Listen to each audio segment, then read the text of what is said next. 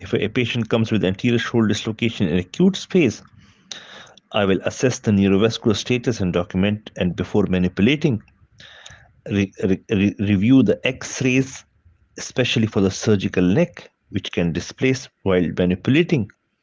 Adequate analgesia is important. Intra-articular analgesia has been advised. Conscious sedation and monitor the airway. A Cocker technique is bend elbow, adduction, and external rotation to unlock the head, and then flex and adduct and internal rotate.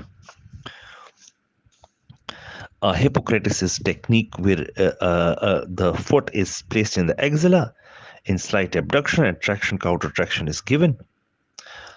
A Madsen technique is when you use a sheet and longitudinal traction is and counter traction is given.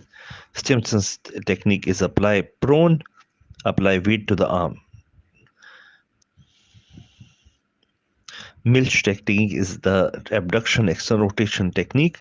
Push the humeral head with the contralateral hand. After that, I will repeat the X-rays. Place the in stable position. If you can't reduce open adduction is needed, a deltopectoral approach should be employed. What can block a reduction is greater tuberosity fracture, and long head of the bicep might be caught posterior to the humeral head. Redislocation rate depends on the age.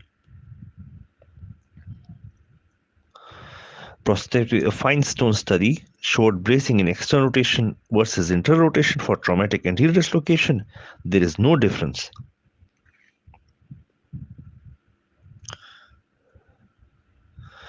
External rotation brace has been advised. 45-degree external rotation. Compliance is an issue.